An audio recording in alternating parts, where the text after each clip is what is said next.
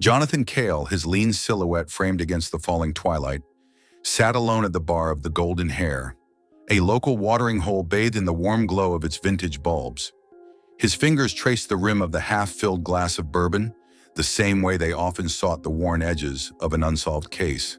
His piercing blue eyes seemed to delve deeper than the amber liquid, dwelling in the past, immersed in the echoes of a trauma that clung to him like the damp Midwestern fog. An ephemeral silence hung heavy over the bustling Lansing nightlife as the clock struck 9. In the distance, the famous Lansing Capitol Dome shimmered under the weight of its years, bearing silent testament to the unspeakable secrets hidden beneath its watchful gaze. As Cal sat nursing his drink, an old ragged figure shuffled through the door, bringing with him the earthy scent of fresh graves in a story that reeked of the eerie. The newcomer, known to locals as Old Man Elias, was a custodian of Lansing's souls, a sentinel of the graveyard, the whispers of which were buried deep in his weathered face. Elias recognized Cale. His weary eyes met the detective's gaze, a silent plea transmitted across the quiet room. "Cale," Elias began, his voice a gravelly whisper, hardened by the Michigan winters. "There's something in the earth, something older than the dirt on these worn-out boots." As the tale of the ancient underground settlement unfurled, Cale listened with an intensity that belied his calm exterior. The vivid descriptions of mysterious symbols, echoing chambers, and shadowed corners hinted at a history Lansing had long forgotten or chosen to ignore. Elias's descriptions were a masterstroke of revelation that suggested more than they revealed, and the implications hung heavy in the air like the threat of a looming storm. The temptation of financial gain pulled at Cale, but his selflessness directed him to something beyond.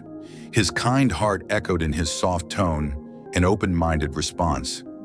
"Elias, that's a chilling story. You know I've always been one for puzzles."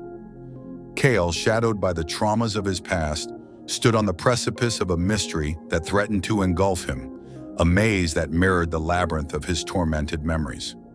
Yet the allure of the underground promised him more than just financial gain. It offered him a chance to confront the shadows that had long haunted him. Leaning back in his chair, the flickering lights of the Golden Hare reflected in his thoughtful gaze. Outside, Lansing slumbered, oblivious to the horror that gnawed at its roots. As the town slept, one man stood awake, preparing to descend into the maw of cosmic terror that lay beneath the surface, the echoes of the past ringing in his ears, a macabre melody that promised to shape the chapters yet to unfold. Underneath the sable veil of night, Jonathan Cale descended into the mouth of the underworld beneath Lansing. The thick, earthy smell of the crypt, ripe with the mustiness of forgotten epochs, blanketed his senses. He pressed forth, his lantern casting trembling shadows that danced with his uncertainty. His world was now bounded by the claustrophobic confines of the underground, each step echoing like a whispering ghost of the past. The labyrinth unfurled itself like a cosmic puzzle, the walls etched with symbols that defied human comprehension, a cryptic testament of an ancient civilization swallowed by the sands of time. Their alien contours chilled him, whispering dread into his bones, their very existence an affront to the mundane histories of man. Deep within this netherworld, he discovered the sinister evidence of recent human presence. The crypts, once silent, now murmured with horrifying tales. Flickering torches punctuated the inky darkness, casting long, malicious shadows that clawed at his courage. Abandoned robes, an ominous sea of crimson, seemed to bleed into the ground. The horrific crescendo, however, was the grisly sight of bones, their marrow hollowed in stains of crimson, the undeniable proof of cannibalistic rituals. Meanwhile, above ground, Lansing basked in its deceptive tranquility. Cale's interactions with the townsfolk took on a sinister undertone. The kind-hearted bartender, the dutiful librarian, the charming baker, their seemingly benign lives concealed undercurrents of grotesque secrets. Chilling anecdotes and whispered confessions started to paint a haunting portrait of a secret cult. As he pieced together the horrifying jigsaw, he found himself spiraling in the grip of an invisible dread. The mundane town he thought he knew started to crumble, revealing the macabre face of a community cloaked in cosmic horror. Standing at the precipice of knowledge too horrifying to comprehend, he looked back at the once familiar streets of Lansing, now alien and repulsive. The weight of the impending showdown loomed large, casting long, ominous shadows over the town. The echoes of the past gave way to the cacophony of the present, the tolling of the impending doom growing louder, drawing him ever deeper into the belly of the earth. Jonathan Cale, once an ordinary man bound to the quotidian realities of Lansing, now found himself navigating the esoteric underbelly of a world he scarcely recognized. The sunlit tranquility of his town had been replaced by a cosmic horror, a cacophony of cannibalistic rituals performed in honor of ancient entities, unthinkable and loathsome. The more he unraveled the thread of the cult's ghastly tapestry, the more horrifying its pattern became. The cultists were not the outcasts of society, but its very marrow. Ordinary people leading ordinary lives, their monstrous alter egos hidden behind masks of mundane routine. The revelation was a blow, sledgehammer-like in its force, an invisible fracture in the glass of his reality. These ordinary townsfolk were devotees of a darkness so profound that it was beyond human comprehension. The dread saturated every whispered conversation, every exchanged glance, every passing greeting. It hung over Lansing like a spectral shroud, unseen yet palpable. The knowledge of their horrifying devotion gnawed at his sanity, threatening to pull him into an abyss from which there was no return. Yet it was this same knowledge that steeled his resolve. The promise of financial gain still loomed in the backdrop, but now there was something more. There was the spark of rebellion, of a man standing against the nightmarish tide. His selflessness and kindness became his beacons, guiding him through the labyrinth of horror. An anonymous tip led him to a secluded spot on the outskirts of town where the cult was performing a gruesome ritual. It was a terrifying tableau, a maelstrom of blood and flesh, of screams and chants. He watched, his heart pounding in his chest, the echo of their chants reverberating within his skull. But he did not falter. Instead, he braced himself for the inevitable clash, the physical manifestation of the psychological battle he had been waging. As he walked away from the horrific scene, he looked back at Lansing, his home, now a hotbed of cosmic horror. His heart was heavy, but his resolve was unbroken.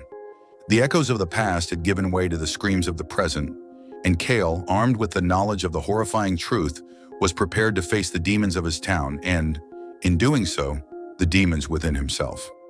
The final act was about to commence, and the stage was set for a confrontation between a man and the cosmic horror that lurked beneath the facade of his town. Beneath the obsidian veil of the Michigan night, the battlefield was drawn.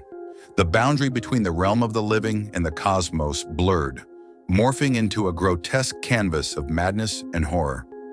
Jonathan Cale, a man driven by kindness and financial ambition, found himself confronting the belly of the beast that had swallowed his town. The terror of the cult's cannibalistic rituals seeped into his psyche, tugging at the vestiges of his sanity. As the cult's chants echoed around him, he found himself in an alien world, where his reality was skewed and the horrors of the cosmos consumed his every thought. The horrors in the belly of the earth reflected the horrors in his mind, each a distorted mirror image of the other. As the confrontation loomed, the nightmarish tableau of his past emerged, intertwining with the cult's grotesque ritual. His traumatic past, the memory of being lost as a child, intermingled with the horror unfolding before his eyes. The dread of then and the terror of now became one, an amorphous entity that threatened to engulf him. Yet in the face of impending madness, he stood resolute. His fear did not cripple him. Instead, it fueled his determination. He rallied against the monstrous tide, his every action a testament to his resolve. As he disrupted the cult's unholy ritual, a sense of twisted victory washed over him. It was not the triumph of a hero, but the relief of a survivor, a man who had stared into the abyss and emerged alive. Lansing was free from the cult's cannibalistic reign, but the victory was marred by the devastating revelation of the cosmic horror that lurked beneath the town's seemingly ordinary life.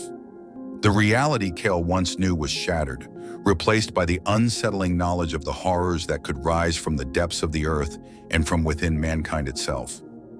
Though Lansing appeared to return to normalcy, beneath its surface, the echo of the horrors he faced lingered, a chilling reminder of the universe's alien and horrific mysteries. His trauma, his dread, and his victory were etched into the very bones of the town, a silent testament to the cosmic horror that had once reigned. Forever scarred by his encounter with the horrors beneath Lansing, Cale stood as a survivor in a world where ordinary realities could be shattered by unspeakable terror. His was a tale of cosmic horror, a reminder of the thin veneer that separates the world as we know it from the chilling unknown.